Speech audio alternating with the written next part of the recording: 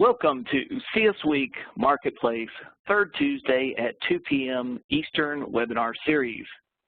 CS Week Marketplace offers a fresh perspective and strategy presented monthly by knowledge specialists from the Conference 38 Platinum and Gold sponsors. I am John Field, and I'm with CS Week, and I'll be your moderator today. CS Week in Conference 39 will be held from April 27th through May 1st, 2015, at the Charlotte Convention Center in Charlotte, North Carolina.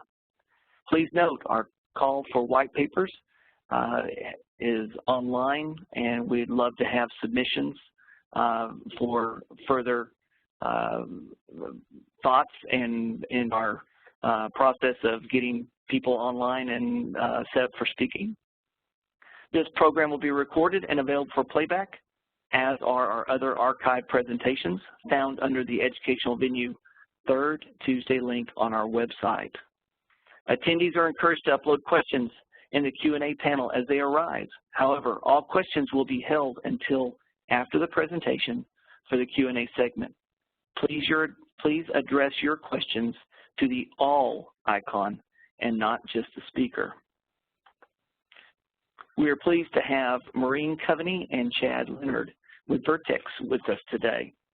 One thing that I was thinking, in our summer newsline edition, that's our quarterly publication, one of the cover articles was entitled "The Customer System Dilemma," and it was written by TMG Consulting. They're a CIS selected consultant whom many utilities are familiar with. This article recognizes the uncertainties facing utilities today, from mergers and acquisitions to outsourcing of operations to deregulation and competition. The one certainty in the industry, the article states, is increased customer demand for superior service.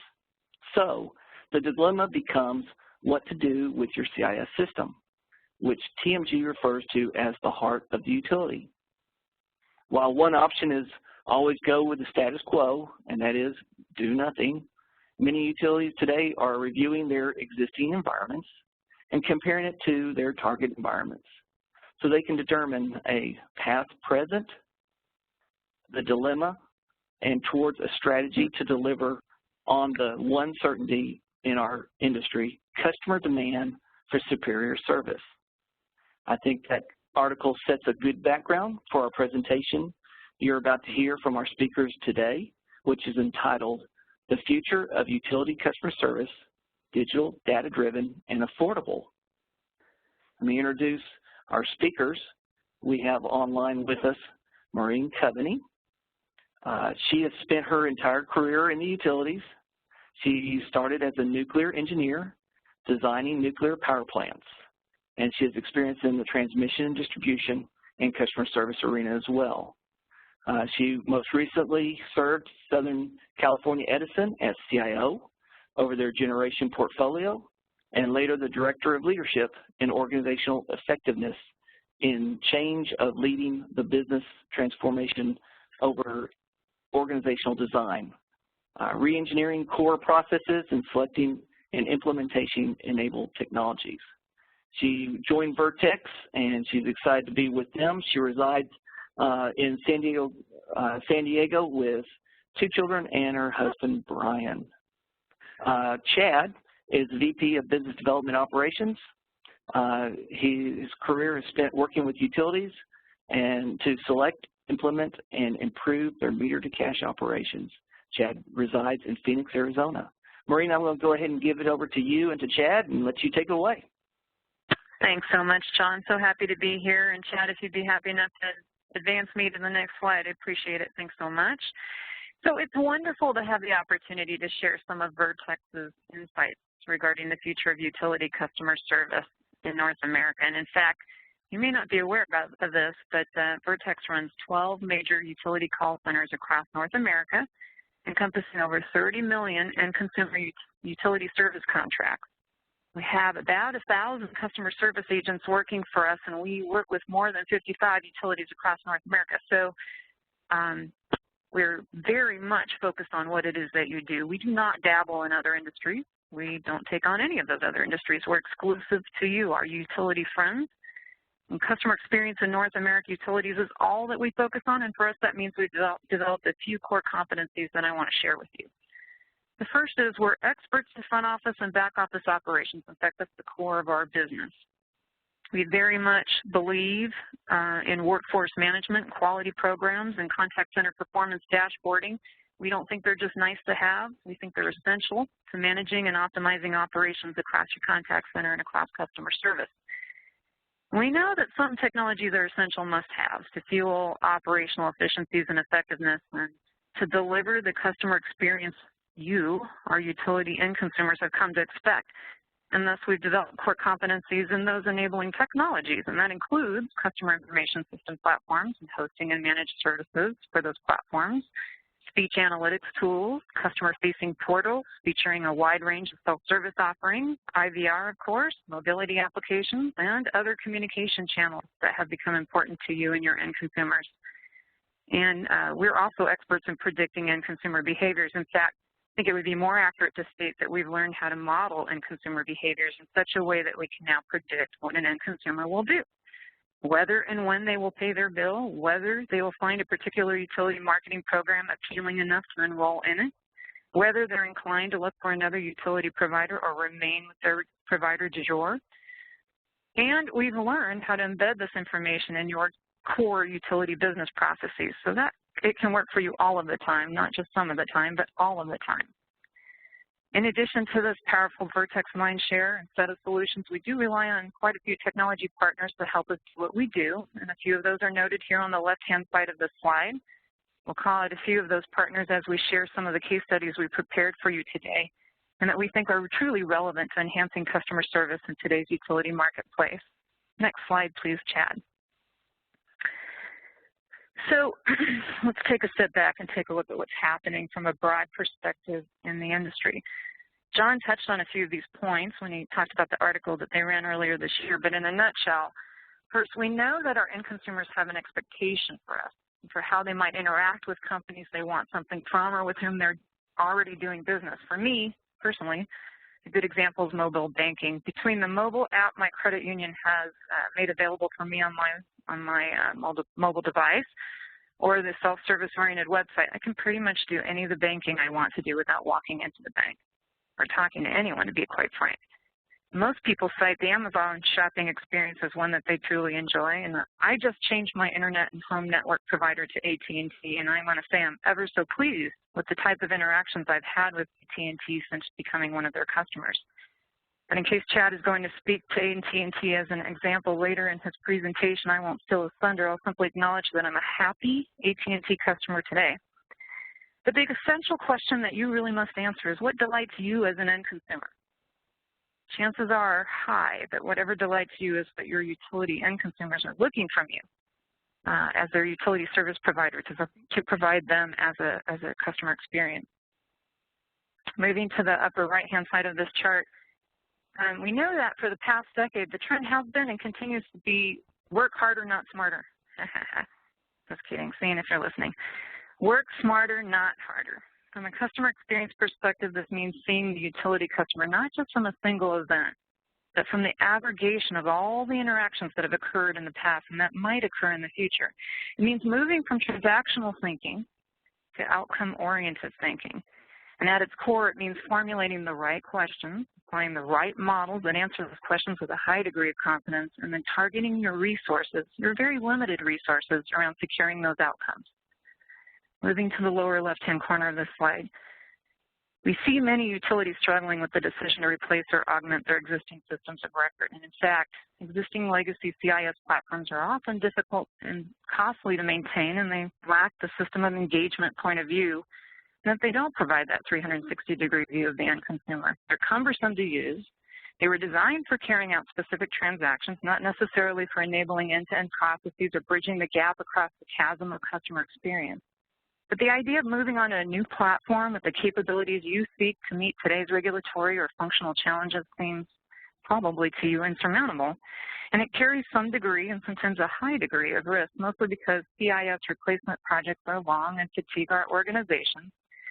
because we worry that the new system may end up carrying forward some of the challenges of the old system, which is an unintended side effect of the traditional CIS selection and replacement methodology that some of us are still relying on today. So let's summarize. Our utility and consumers want us to be mindful of how we engage them. And they want options for how they will engage us. We want to target our limited internal resources on understanding our end consumers better and doing the things that will actually make a difference to them and to our own business. And we recognize that the world is changing rapidly, and our requirements and our needs are changing at roughly the same pace. It does seem like if we approach this the same way we've approached this in the past, we're going to end up with the same result. I'm paraphrasing that rather overused definition of insanity, but it seems to me that it fits so well in this context. Chad, would you so kindly move me to the next slide? So that's why we created VertexOne, which puts all of our Vertex core competencies in customer experience to work for you in one customer management platform. That's probably the key takeaway from this diagram. We as utilities must approach our technology refresh challenge differently if we want to secure a different, less risky, more profitable outcome for our organization. So we must understand the function of all the different enabling technologies involved in achieving a pleasant and delightful customer experience. So I'm going to move around this document a little bit, or this diagram a little bit, and I'm going to start with the center. Start with thinking about the CIS as a set of core processes right there in the center. These core processes are essential, but in and of themselves, they do something for us. If we are transactional in our approach, then the system is capturing information for us. And if we're outcome-oriented in our approach, we can think in terms of meter to cash as a continuous process, and we can make that come to life, quote unquote, for the customer service representative in such a way as to ensure the end consumer on the phone feels that they're a part of this process in a meaningful way, not merely a transaction. But the core processes are just a component of the customer journey. Next on the journey, what's at the top of the chart? You need to provide channels to interact with your end consumer, and you need to be able to route work across these channels, leveraging the same front office resources who are answering your phone. So you need to provide that 360-degree view of the customer to those folks so that they can still meet your average call handling time and first call resolution goals and still keep a line of sight on customer stat. Next on the journey, look to the bottom of the chart. You want your core processes to be smarter so they're working more effectively for you. You need to make sense of the history that's in your CIS platform and marry it with other third-party data to generate predictive scores that answer those key questions we discussed earlier and which tell you what your end consumers are likely to do. You should think of this as segmentation that's always fresh, not stale, and which is not buried in spreadsheets on so-and-so's desktop, but rather built into your business processes and available to everyone in your organization. And finally, you need to be able to send and receive information from other applications in your organization or third-party applications so you can see common and standardized interfaces on the right and web services to third-party service providers on the left. So if I stop for a second, consider it. VertexOne is a bundle of technology and prescriptive and informed processes that drive customer experience contained in a single platform, offered as a SaaS-based solution, that software as a service-based solution, and frankly implementable in half the time the traditional CIS implementation takes. So in that traditional CIS implementation typically only attacks the core processes in the center. So kind of a major difference.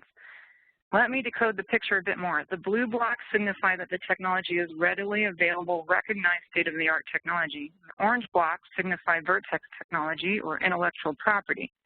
The gray boxes on either side of the center are the interfaces. So that, in a nutshell, is VertexOne. And it's more than a concept. It's here, and it's ready for utilities that want to move forward with enhancing customer experience today. Next slide, please, Chad. So I know what you're thinking. You're saying, wow, this is a lot, Maureen. I'm not sure if my organization is ready for all this at one time. Okay, fair enough. I'm not asking you to eat the elephant in its entirety. You can decide how to approach this. I'm going to help you by suggesting the first decision you will make is whether or not you'll migrate your customer service processes in your existing CIS. Whether you keep them in your existing CIS or whether you're going to migrate onto core processes delivered by VertexOne. In either case, though, the value-added services like the multi-channel experience we'll show you today or the Insight Delivery Platform that's also available. They're available in a bundled service package or as standalone services.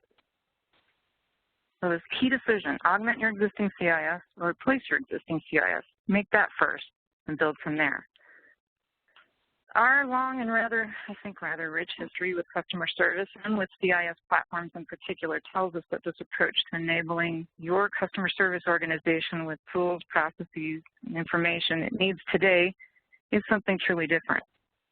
We know that through our own experience that it cannot be an all or nothing decision. So bottom line, you decide which option works best for you, and then we go from there. Next slide, please, Chad.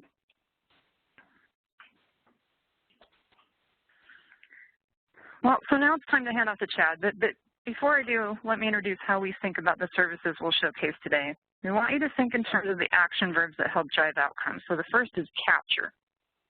Your systems, processes, and enabling technologies must successfully capture information about your end consumer before we can decide what to do about it. The second is analyze. You must then analyze this information and determine what it says about end consumer behaviors or trends before you can take the final step, which is to act on it. So with that, I'll hand off to my esteemed co-presenter and my very favorite presentation partner, Mr. Chad Leonard. Thank you so much, Maureen, and thanks again to our audience for spending some time with us today. As Maureen mentioned, VertexOne is truly a new way to approach the CIS realm, and the reason that it's new is because essentially what we're saying is you get a choice. You get a choice to go to a new CIS platform, which is obviously a much larger choice than picking the modular choice that VertexOne offers, where you can surround the CIS with value-added components that can really help your agents and help your customers ultimately. So what we're going to talk through again is how do we capture the information to lay the foundation for those modular pieces. We'll share with you some case studies of how, once we've captured that information, we can analyze the information to generate insight and to understand a little bit more about what's happening in our call center. And then we'll finally share some case studies with how Vertex is helping utilities to act, to really drive customer service, to improve our relationship with our customer, with our regulators, et cetera. So let's get started. So again, the first step in creating this enhanced CIS system, if you will, or surrounded CIS system, is really capturing data effectively and completely. And what we found when we talk with the utilities that we serve and the utilities that we speak with is oftentimes there's barriers to even capturing that data. If you think about a typical call center, for example, much of the data that we're driving out of that call center is coming from the agent themselves. Okay, so we're relying on the agent to, let's say, disposition a call at the end of a call and do that thoroughly and completely. But if you think about the environment that they're in, they're under a lot of pressure to meet KPIs, metrics around average handling time, first call resolution, et cetera. So they're focused on and they're incented on doing other tasks other than providing quality data for us to analyze and for us to act on.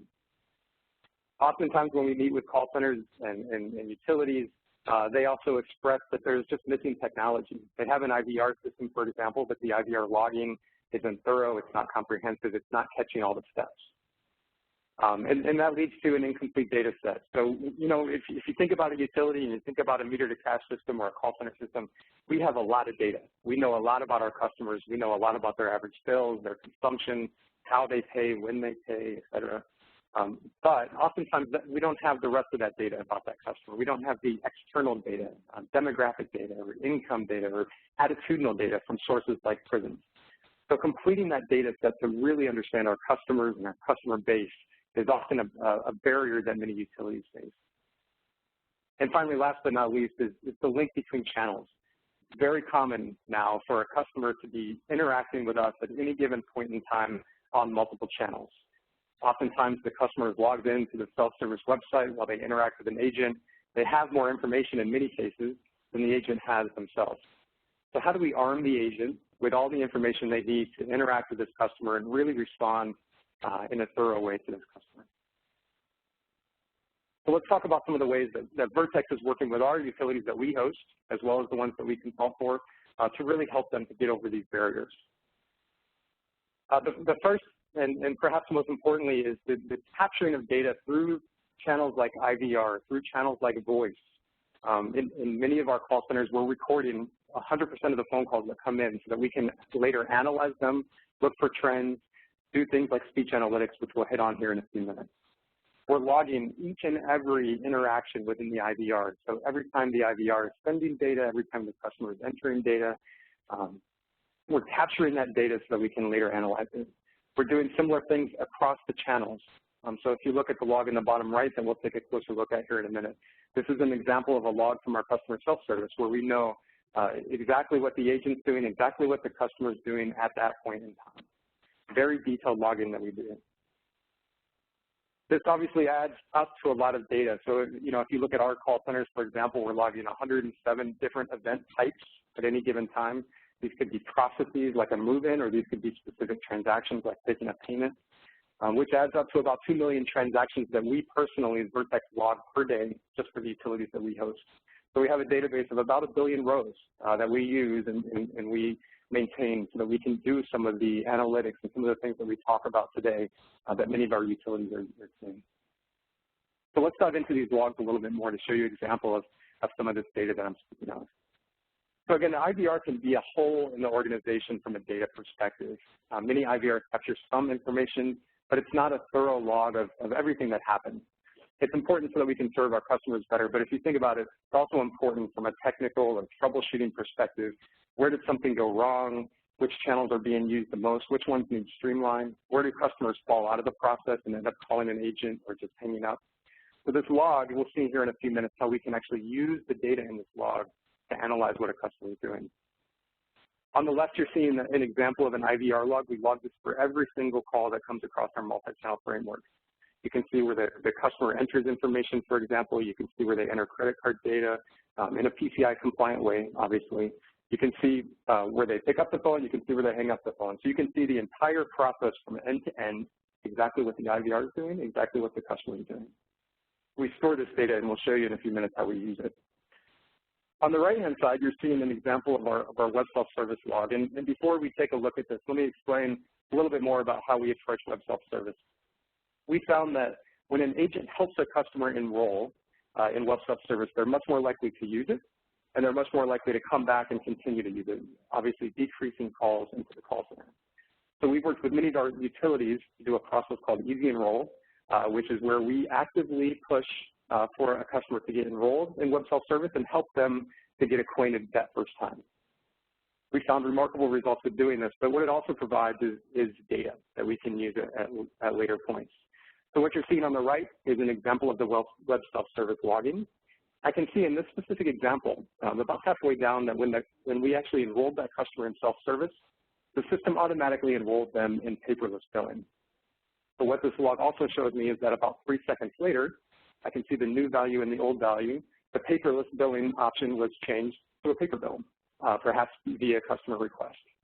So what this is showing us is one example of an interaction, but what we do then is we take many, many interactions and we say, how could we streamline this? How could we perhaps save that 3 seconds on that particular transaction and then amplify that across our call centers?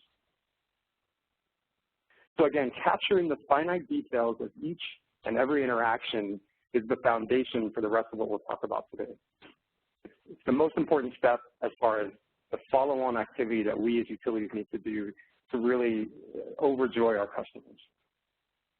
So now that we've captured the data, let's talk a little bit about how we can analyze that data. And to do that, we're going to go through 3 specific use cases. The first use case is what we call multi-channel analytics. This is taking a look at all the channels that you have as a utility, whether that be voice, IVR, web, et cetera, mobile. And how do we look at those channels and really provide insight based on what we see? The second is speech analytics. I mean, often we're very good at capturing data about a call coming in, like the logs that we just saw. We're very good at taking a look at what an agent does after a call during the wrap-up session. But there's often a gap in between, which is the actual conversation itself, which we have very little understanding about, quite frankly. So we'll talk about how we're helping utilities to cope with that. And finally, predictive analytics, which Maureen mentioned a bit earlier. So we predict who's more likely to pay their bill or which assets are most likely to fail.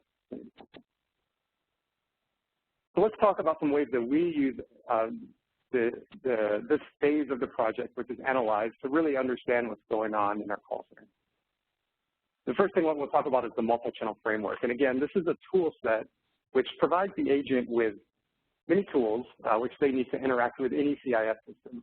So this could be any CIS system in the market. This sits on top of it and behind it to help the agent interact with that CIS system more efficiently. So in this example, the graph that you're seeing here in the center is really from a call center manager's perspective. How do they look at all of this data coming in across channels and really analyze what's happening? So this is across the span of a day that you're seeing here. And we'll talk more about what these colors mean and what the graphs mean for the data that we can get from this here in a second. The other thing that I can do is analyze my channels and start to analyze my channel mix and push certain callers at certain times to certain channels based on their behavior and what's happening in the call center, as an example. So again, trying to optimize that channel mix to get a better customer experience. So let's dive into these graphs a little bit. I think you'll find this interesting. So this is, on the left-hand side, this is an actual screenshot of the portal I took yesterday. So this is across all of the 12 call centers that Vertex hosts, as Maureen mentioned. And this is a point in time. So I took this screenshot about at 5 o'clock. So you can see our bell curve isn't quite complete here, just based on the time that I took the screenshot. This is something that refreshes every 60 seconds. So I'm getting a very real-time idea of call volumes, which calls are being contained, et cetera. So let me explain what you're seeing here. The blue line is the actual volume of the calls that's coming in at any given time. So I can see there's certain peaks, perhaps at lunchtime, when folks are on break, et cetera, et cetera. The green line is fully contained calls, and what that means to us is the call has come in through the IVR, and the customer was able to complete their transaction on the IVR itself. So no agent intervention was needed at that point. The yellow line were calls that came in through the IVR but got transferred to an agent for whatever reason. And finally, the red line are customers who have hung up during that process or encountered an issue. Now I'll direct your attention to the bottom right of the same chart, and I can see why those termination reasons happen. So I can analyze those red lines, in other words, and understand why customers are hanging up. So was it a technical issue? Did they fall out and just want to talk to an agent? They hit 0. Whatever it might be. Let me give you an example of why that's so important for our utilities. Let's say that the customer was trying to make a payment, but the credit card vendor that we use as a utility was down for whatever reason. So in real time, what we can do as call center managers and as partners of call center managers is we can dynamically shift the IVR so that instead of when the customer hits 2 to make a payment, it actually directs them to the agent instead of to the credit card vendor. Once we get the credit card issue resolved, we would change that prompt. It's a simple drop-down that they're now redirected to the credit card vendor again. So these analytics help us in real time to adjust our call centers to be more efficient and exceed our customers' expectations. On the right-hand side, what you're seeing is how we measure KPIs against expectations. So what you see on these horizontal purple lines are the current status of how we're doing for metrics that almost every call center manages or measures. So, for example, average handling time for certain calls or first call resolution, et cetera. The small blue line, which is vertical, is our target. So these are the KPIs that we're trying to meet as a utility and as a call center. So at any given time, we can come in here and understand where we're at from a target perspective versus an actual perspective and really get a hand on where we need to focus more training, focus more agents, intervene, whatever it might be. So these analytics really help us to understand who's interacting with who, when, training opportunities, et cetera. So now that we understand who's calling and perhaps even why they're calling, what about what that conversation actually entails? You know, the voice is the channel that, you know, as we talk about channel mix as an example, voice has been around the longest. It's often still the most leveraged for almost all utilities. However, it's one of those channels that we understand the least of from an analytics perspective. Getting simple answers to questions like, why are my customers calling? How could I be doing this better? What's my customer satisfaction? Do agents need more training in any specific area? Are really quite difficult. And many utilities are doing this in kind of a one-off. You know, we might do a sampling of calls, for example, to understand what's happening. But it really doesn't give us an end-to-end picture of how our call center is performing. So speech analytics is something that allows us to answer these critical questions and improve our contact center performance. So not to get too technical, but the way that we do this is we have a database which stores these phonetic phrases. And when a call comes in, we record the call, and we compare that recording against the database of phonetic phrases. And it gives us a real nice idea of who needs more training, QA, understanding sentiment, what areas do the agents perhaps show an increase in sentiment in the customers as well. Where can we start to target some of those areas for improvement? So let's take a look at what this looks like. So from a speech analytics perspective, the VertexOne Speech Analytics is powered by a company called Nexidia, which is a partner of ours who helps with some of the ingestion and digestion, if you will, of the actual phrases and the phonemes that come up on these calls. So it allows us to pull phrases from the database and use it in powerful ways. So we compare it against, again, the phonetic library to really understand what customers are saying and to get a good feel for what's happening. So let me give you an example. Let's say we're in the call center and several different agents are hearing very similar things. The agent doesn't have to do anything, but in the background, the phonetic database is looking at what the agents are hearing, and it's starting to understand it. So for example, one customer might say, I have no power. Another might say without power. A third might say outage. A fourth might say electricity went out. So all of these things are referring to what we refer to as an outage.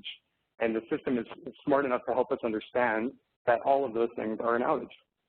So because we have the phonetic library and because we compare that against the conversations, we can really start to understand what's happening in the call center and react in real time. Another thing that we could look at are things like thanks. You know, our agents saying thank you when they pick up the phone to thank a customer for calling. Thanks, thank you, et cetera, are all showing this gratitude as people answer the phone.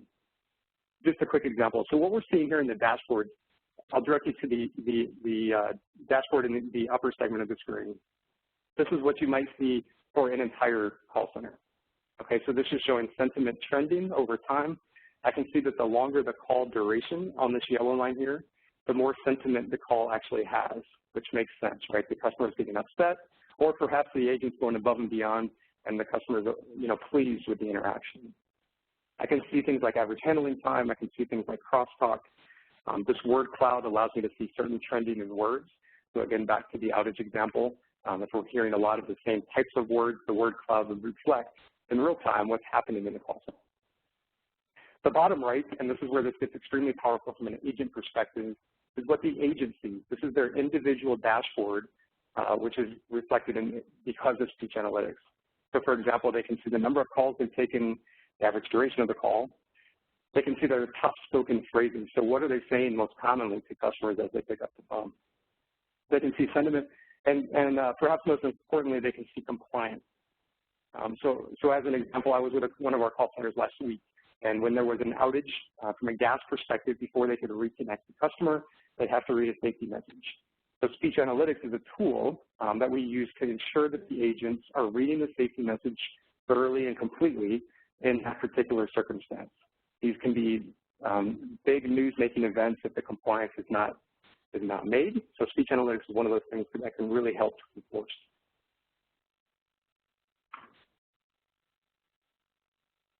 Let me give you a quick example of how we're helping a TDSP or transmission and distribution supply company in Texas to use speech analytics to deal with the complexity of the deregulated market.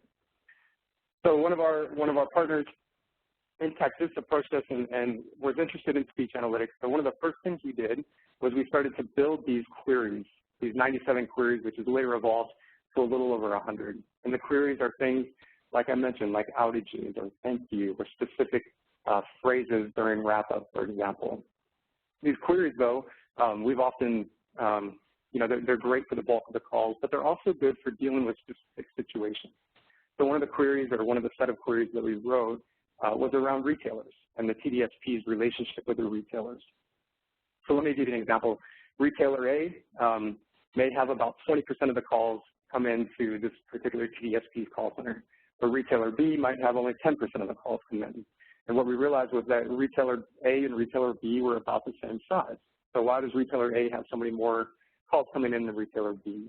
So what it does is it presents a very clear, perhaps training opportunity for the TDSP to work directly with the retailer and perhaps even the customers of the retailer to ensure that the calls that are coming into the TDSP are meant for the PDSP and are really needed, ultimately driving down call volume and helping to improve the agent experience as well. So again, just another way that we can leverage speech analytics to really understand what those calls are about.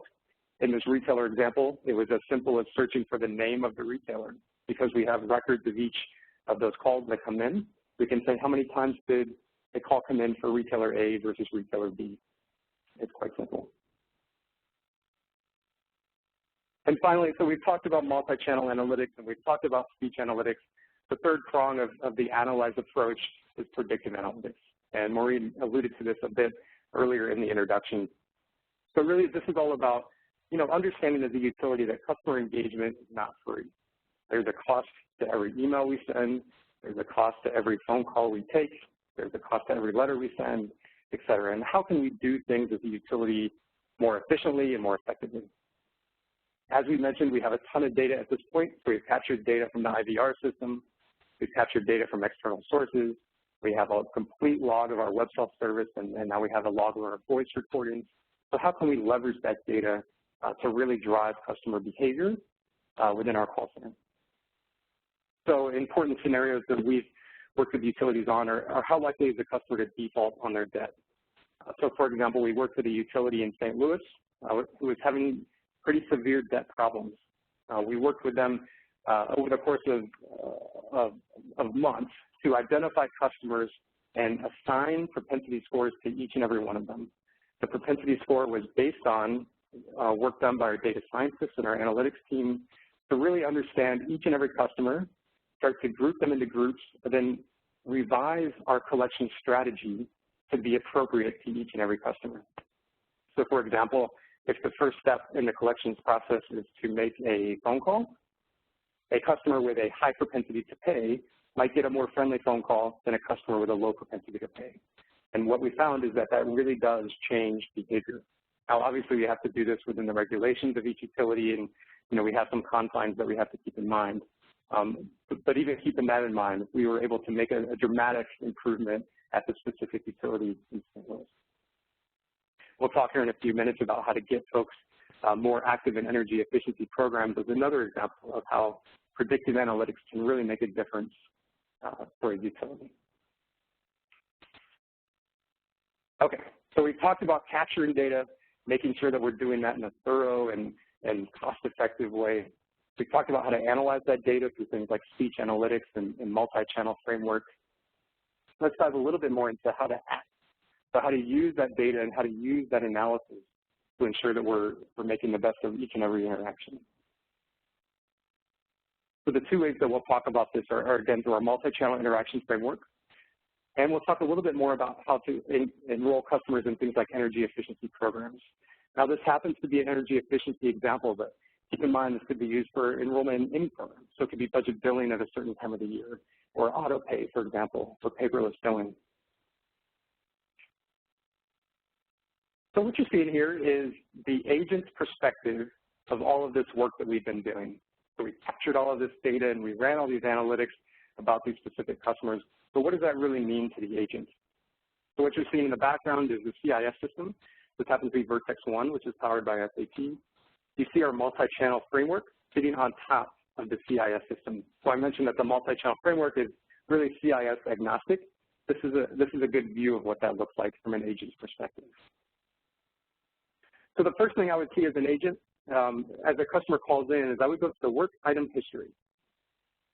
The work item history is going to tell me a little bit about why that customer called in, what they pressed on the IVR, their open amount, their phone number, their account, were they verified or were they not. So I'm already starting to see as the agent that these channels are starting to blend. I'm on the phone with a customer, but I can also see what they did previously in the IVR itself. The next thing I might do is go to the work item history. And again, this is a tool that's part of the multi-channel framework. And this tool allows us to look at data from lots of different sources. Again, some of this may be utility CIS specific data. Some of it may be external data like Facebook and Twitter. Maureen mentioned AT&T earlier. AT&T has taken 120 of their best agents, taken them out of the call center and put them just focused on social media. This is, This is truly the way of the future, and the fact that they took their best agents to do this is really remarkable. We're starting to see this more and more with utilities as well, ensuring that not only conversations that we have with the customer, but also conversations that the customer has about the utility are captured. So we have a complete view of what the customer feels and what they're thinking. So I can see here that they had a Twitter expensive heat, for example. On the 16th, we sent them a statement. On the 30th, they had a payment and an account update, et cetera. I can even drill in and see the interaction history past that. So we store the historical records as well. So I can see the history that's more than 45 days old. And so there was a bill inquiry, online customer care. So you're starting to see these channels blend. And this is important, again, because the agent often has less information than the customer themselves. Now, as the agent, when I begin to wrap up the calls, I can disposition the call thoroughly and appropriately to make sure that I'm capturing data about why that call came in and what we did during that call. So I'm not forced as an agent to pick one thing. One of the issues we often find with data is that the agents are forced into dispositioning with one reason, right? But we all know that calls come in for many more than one reason in most examples. Okay, so a quick example of how we can use that data to really enable an agent within the call center to have that conversation that they need to have with the customer. And again, that's called our multi-channel interaction framework. The next way that we're using predictive is, again, looking at things like energy efficiency programs. So I talked a little bit about that utility in St. Louis that we worked with to generate scores for each and every one of their customers that was around propensity to pay. A few years back, Puget Sound Energy approached us and they asked for help with their energy efficiency programs. And how could they use their marketing budget that they have more effectively, ensure that they're increasing enrollment, but perhaps even spending less money. So the specific challenge that they came to us with were really 4 use cases, or 4 pilots. And these were around things like refrigerator recycling, water heater programs, weatherization, et cetera. And what they wanted to do was take a look at all of their channels, so even things like their website. They wanted to look at different approaches and different products, maybe even different seasons, different timelines, et cetera, and look at the combination of those things and see when and why customers would be willing to enroll in particular programs. So what we did and what we did together with Puget Sound Energy was we looked at those 4 pilots. For each and every one of those pilots, based on information we had around geography, around income, education, how long they had been in their home, their average bill amount, payment behaviors, many, many different types of variables that we would use to analyze a customer's propensity to enroll in any one of these 4 pilot programs. So each customer received 4 scores, 1 for each of the pilots, and that score would tell us what their propensity would be to actually enroll in a particular program. Now, keep in mind the goal here is to, using a fixed marketing budget, how do I meet my enrollment objectives, and perhaps even spend less money to do that. The results are really quite amazing. So what you're seeing here is the results of the pilot that we did with them in the initial round. So if I could summarize for you, what you're seeing here is there was a 70% increase in program participation. In other words, the efforts were more effective. What you're seeing on the right is there was a 41% decrease in the communication costs, so less effort. So we were getting more effective and less effort in a very major way by using our predictive scoring, and we were measuring this against our sample size. So we can look at the sample of customers, kind of run a control group, and pair that with the actual pilot that we did for the predictive scores and measure the effectiveness against the two. So pretty stark difference. We also looked at another utility where we did propensity to enroll scoring for service and insurance plans. And in this utility, we found very similar results. The customers were 4 times more likely to enroll in a particular program if they were targeted as part of a propensity to enroll plan. So a 4 times difference against what they were already doing. So again, we've talked a lot about enabling the agent. So it's not just about running analytics and adjusting our call center in real time and making sure that we're running efficiently and across the channels, but it's also about making sure that the agent has the information they need to field that conversation accurately and completely. What you're seeing here again is the VertexOne call center platform. You're seeing the multi-channel interaction, which we took a look at a bit earlier, but you're also seeing an alert up top. which says strong candidate for refrigerator recycling program. So this is one of those ways that in real time, we can take the information that we've gathered from our analytics and our data sciences team that we've scored each and every customer on, and then display that to the agent. The agent at this point is able to take action, so they can begin the process of kicking off enrolling this customer in a refrigerator recycling program, as an example. So that might include sending them information or providing a credit for that particular bill cycle, whatever it might be to complete that transactional process. So again, it's not just about the analytics and making sure that we, at a macro level, we understand what's happening in the call center, but it's also about empowering that agent to decrease things like training time and frustration in the call center. Okay, so we've talked about a lot there with the, capturing of the data, making sure it's complete. As we look to analyze that data once we've captured it, to do things like speech analytics and look at our predictive analytics, for example.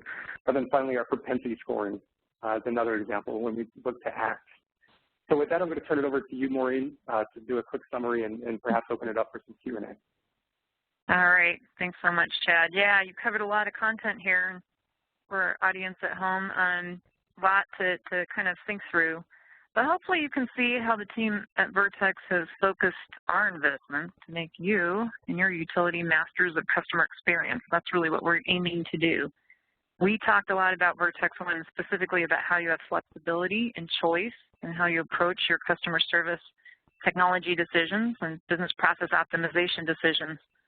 You can adopt our as-a-service offerings such as channel enablement and prioritization of work solutions, or our information as a service packages, or you can migrate your core CIS processes onto VertexOne, or any combination that makes sense to your organization. Again, it's about flexibility and choice, and ultimately it's about enabling you to capture information, analyze it so that it can target your resources most effectively and efficiently, and then act on those insights.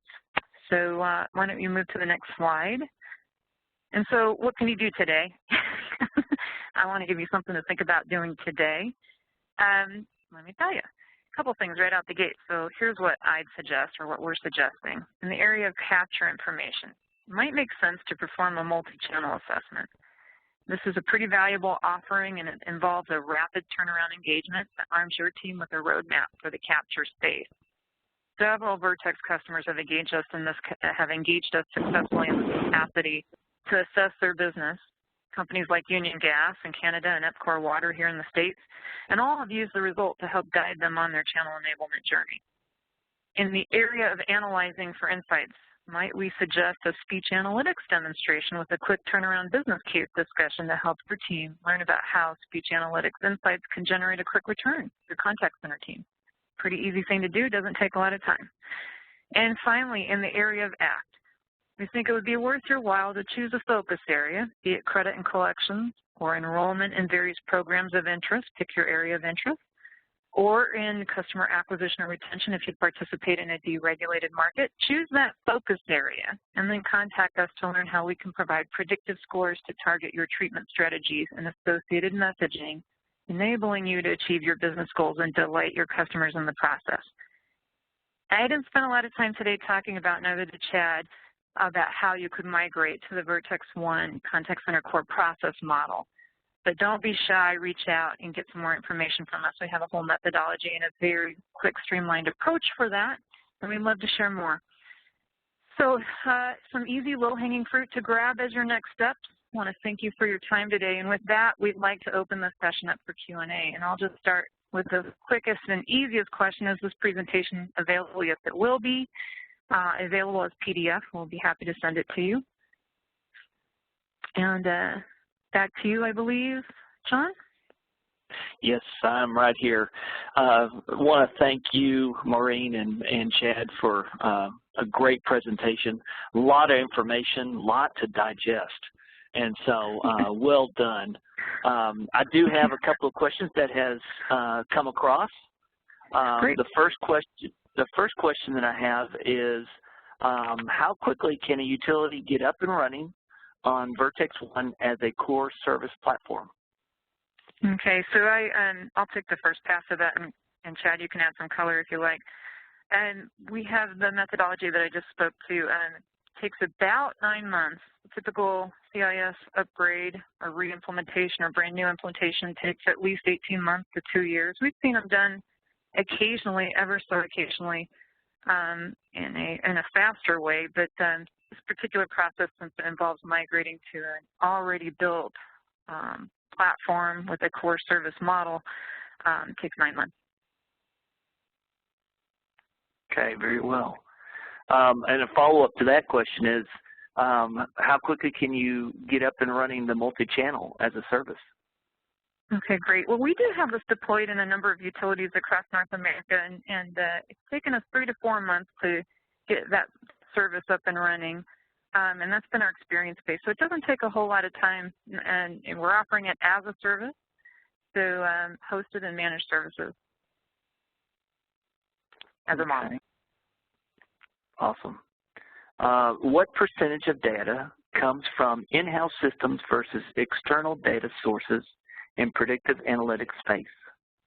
That's an excellent question. So our experience has been, and Chad, you'll have to correct me if I'm wrong here, but our experience has been that about 40% of the data that you need to build a real, get what you want in terms of model concordance comes from the CIS platform. So and that's mostly the history, right, the customer history.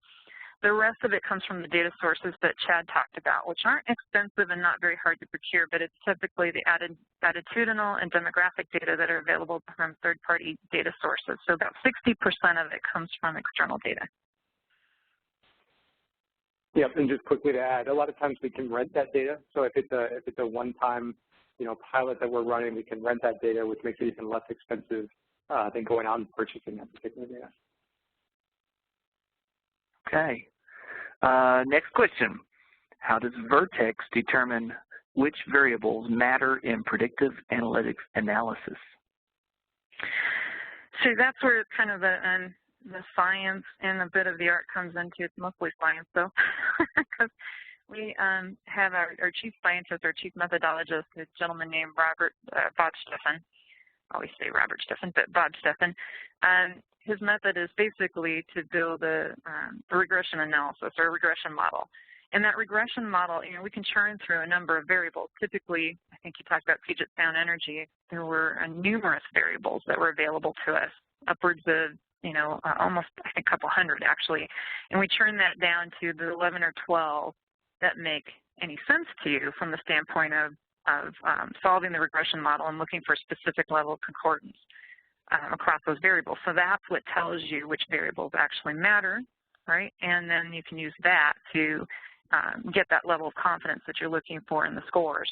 And it's those scores that you embed in your business processes and key points. So Chad showed you the enrollment option. Embedded in that particular system, that SAP system, is the enrollment characteristics coming from that analysis and those predicted scores, and it's popping up in real time to make the CSR consider making that offer. If it's part of your business process to make that offer, then that predicted score is working for you in real time on the spot.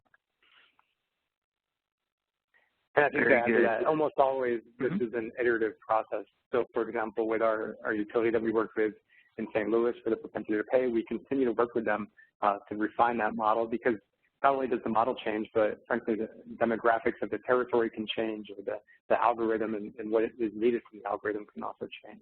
So almost always these are kind of an iterative type approach where we make a hypothesis, we test it, and we continue to do that until we get it where we want it. Okay, very good. Okay, we're nearing the top of the hour, but I've got here's another question that just popped up.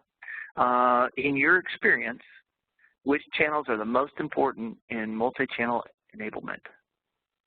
So you can answer that from a couple different perspectives, and if you talk to some of our customers, they'll say, well, it depends on which demographic. If you're speaking to the millennials, text is very important right now. But in general, we established a co-innovation council of different utilities who are working with us on that, and they prioritized, obviously, IVRs. Almost everyone has an IVR, so that's one of the channels. But in addition to that, web, mobile, and then text in that order. Now, again, if you're thinking about, who's going to be paying the bills in the future, the millennials, you might want to offer some chat. You might want to offer a few others. That's next on our list. I don't know, Chad, you want to offer some color there? No, I agree. I think that makes a lot of sense. And the millennials, the last thing they do is pick up the phone, where other generations, the first thing they do is pick up the phone, and adapting to that and making sure we're prepared for that as utilities is important. All right, well, very good. Well, we're nearing the top of the hour, and I want to be respectful of your time and conclude promptly.